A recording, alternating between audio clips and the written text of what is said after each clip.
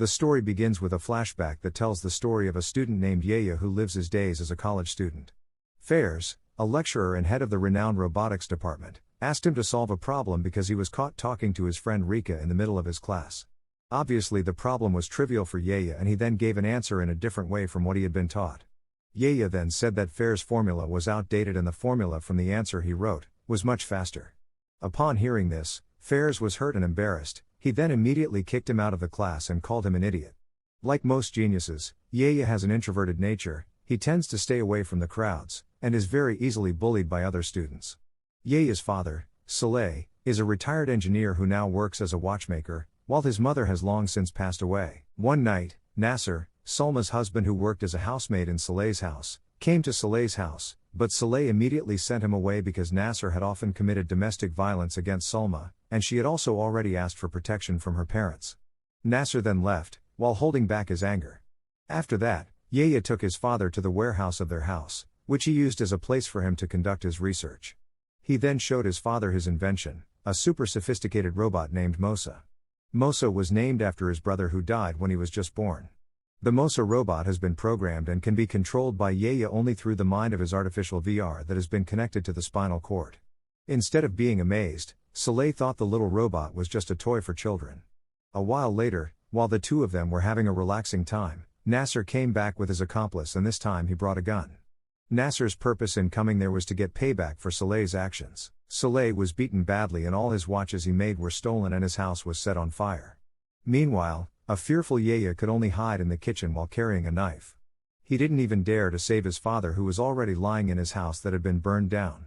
A while later, the police and a fire brigade arrived, but unfortunately Saleh could not be saved.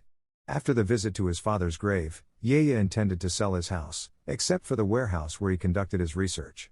He then reported the incident to the police, but since Nasser was watching him, Yaya cancelled his intention as he was afraid of being killed by Nasser. From that day on, he was determined to take revenge in another way, with his own hands. Yaya then built a giant Mosa robot using the inherited money from his father. For many days, he locked himself in the warehouse to make the robot, and after a long process, Mosa, the robot, was finally completed. He then went in search of Nasser and his gang and followed them to their base in an abandoned building. With all his courage, Yaya showed himself, then went to hide somewhere. Nasser then ordered his men to hunt him down, but they couldn't find his hiding place. Elsewhere, Yaya activated his VR and the robot Mosa that he kept under his car came out. In no time, 2 of Nasser's men were easily killed. Next, it was Nasser's turn to be killed. Seeing how terrible the robot Mosa was, Nasser then tried to escape, but his efforts were in vain, because Mosa immediately hit him with a wood until he fainted. Nasser was then locked in a car. Then Yaya ordered Mosa to kill him in the same way he killed his father. The incident was recorded by a Bayi driver who happened to be passing by, and in an instant the video went viral on YouTube, gaining hundreds of millions of views. Not only on YouTube, the video also spread to many social media and news media. Meanwhile, the Egyptian government is taking this case very seriously, as the robot could attack again and endanger human lives. Military officials and officials were invited to a meeting, as well as Dr. Fairs, the head of robotics, who was asked to conduct an investigation. Meanwhile at the warehouse, Yaya received a mysterious message from someone who claimed to be an old friend, and we will refer to him as X. X knew that Yaya had created Mosa and he said he was ready to help him if needed. A few moments later, Rika came to see Yaya. Rika apparently already knew that Yaya was the creator of the robot, because Rika accidentally found Yaya's sketchbook that was left behind in the classroom and it contained a sketch of the design of the Mosa robot. Yaya, who believed in her, then showed her the Mosa robot that he had hidden under a storeroom that could only be entered through a secret locked door. Rika then asked if the robot was made to avenge his father, and Yaya replied that the goal was not only to avenge his father but also to avenge the world. Yaya intends to kill the criminals who have caused trouble, and he has received an address of the next criminal to be eliminated, from the X. The place is the headquarters of weapons and drug dealers and even kidnappers of children who then take their organs to be sold to the rich. Right away, Yaya and Rika went to the address, and Mosa was released and proceeded to kill the bad guys. The large number of members of the gang and their various firearms made it difficult for Yaya to control Mosa. In the end, Mosa was hit by shots and explosions, which resulted in Yaya also being affected, but fortunately Mosa was still able to stand up and managed to finish off all those enemies, and Yaya was finally able to rescue all the children who had been kidnapped. Again, the incident was tracked down by the government and they immediately mobilized a team to investigate the kidnapping scene. As many as 20 high-profile criminals were killed and some of them were hanged by Mosa. Everyone is wondering who is controlling Mosa the robot and for what purposes. In the following days, Yaya continued to fight crime using his robot, and this certainly eased the work of the police, such as stopping fugitive cars, capturing armed groups, and even saving children from fires and accidents. Mosa's actions were so amazing that the Egyptians considered him a hero and an idol. Meanwhile, at his home, Fairs managed to get a lot of facts obtained from various locations of the incident, such as the height of the robot. It can be controlled remotely, and is always transported by a car every time it carries out its actions and others. He eventually created a device that could turn off the robot's power from a short distance.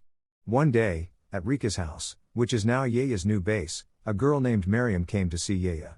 Miriam is a girl that Yaya has had a crush on for a long time, but due to his introverted nature, he has always avoided her. When Miriam found out that Yaya was the one behind the robot Mosa, instead of admiring him, Miriam was disappointed in him.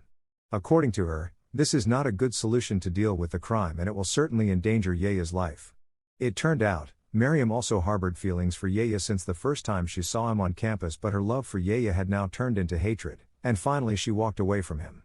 Meanwhile, Fairs and the investigation team managed to track down Soleil's car that Yaya was using. The troops were then mobilized to raid his house, and they were both arrested. Yaya was then taken into custody and forced to admit that he was the one who created the robot Mosa. However, Yaya pretended that he didn't know what Fairs was referring to. After all, there was no evidence or record of the robot in his father's house. A short while later, a lawyer arrived ready to help Yaya and oversee the interrogation. Since there was no evidence and Yaya had no criminal record, he was released, but Fairs and his team had installed hidden microphones in Soleil's house. In the evening, Fairs' son Yusuf suddenly fainted, as it turned out that he had a dangerous disease that could not be treated by doctors in Egypt. So the doctor advised Fairs to operate on his son in Germany, which would cost $3 billion. Fairs, who didn't have that much money, decided to treat Yusuf as best he could. Afterwards, Fairs met Samir, the head of the team investigating the Mosa robot case, who turned out to be Miriam's father. Fairs went there to make a deal with Samir. He knew that Samir wanted the Mosa robot and Fairs promised to arrest him immediately, but he asked for money in return for his son's treatment in Germany. Fairs began to execute his strategy. He asked some of his men to pretend to hijack the train. He then recorded the incident and then spread the video to lure Yaya to move his Mosa robot. The method turned out to be successful. As usual, Yaya would ask Rika to drive the car and he would then control Mosa. Just as the lock on the train car was released, Mosa finally arrived. But Fairs' men immediately activated the device to turn off Mosa's power. Without wasting any time, Fairs' men began to strip off Mosa's body parts, and luckily a little boy who idolized Mosa suddenly grabbed the device and Mosa finally reactivated. 3 of Fairs' men were overthrown and all passengers were asked to immediately get across to a safe carriage. Meanwhile, Mosa would hold up the train car, but something catastrophic happened. A machinist and a passenger were killed in the incident. When he got home, Yaya saw a CD and when he played it, it contained a video of Miriam's abduction, and this of course was Fairs doing as a way to make Yaya come to him if he wanted Miriam's life to be saved. He then went to Miriam's father, Samir, who was surprised to learn that Fairs had dared to kidnap his daughter in order to lure Yaya. Yaya, who did not want this situation to get worse and cause casualties, like the previous train incident, finally made a video confession and the video was then widely shared and Yaya admitted that he was the creator of the robot Mosa and he also apologized for all the mess he had made and gave his residential address. The scene then switches back to the first scene of the beginning of this movie, when the special forces raid Yaya's house. Yaya indeed intends to destroy Mosa, and after that he will go to see Fairs. As soon as they arrived at the location, Fairs' men immediately arrested Yaya. When Fairs heard all of Yaya's stories, Fairs became very upset because Yaya wanted to make himself a role model for young people, and he thought he could change the world. A few moments later Fairs received information that the Mosa robot had been blown up. Miriam was finally released because Yaya promised to give Fairs the Mosa robot blueprint, but it turned out that it was just Yaya's trick to buy time, because X and his dark web friends had arrived at the location and they managed to knock out all of Fairs' men using sleeping smoke. The dark web members then turned off the electricity and planted bombs around the building, while Fairs, who knew this was Yaya and his gang's doing, finally managed to escape from there. Unfortunately, Yaya couldn't just run away, because there were still 2 of Fairs' men chasing him. Yaya then erased the picture of Mosa's design that he had drawn on the wall. Knowing he would die from the explosion, Yaya then called Miriam to express his feelings, that all this time he really loved her. As per Yaya's message, Rika then immediately took Miriam away from there when the situation became chaotic. Yaya also sent her a letter containing his last messages to Miriam. He asked Miriam to take good care of herself. Yaya also said that good people should not be silent because it will make bad people think what they do is the right thing.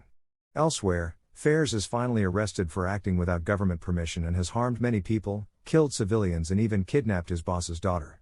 The movie closes with a scene showing Yaya still alive and being saved by X, his dark web friend. Meanwhile, at the site of the explosion, at Yaya's base, a mysterious man in a hoodie finds the core machine part of Mosa's robot.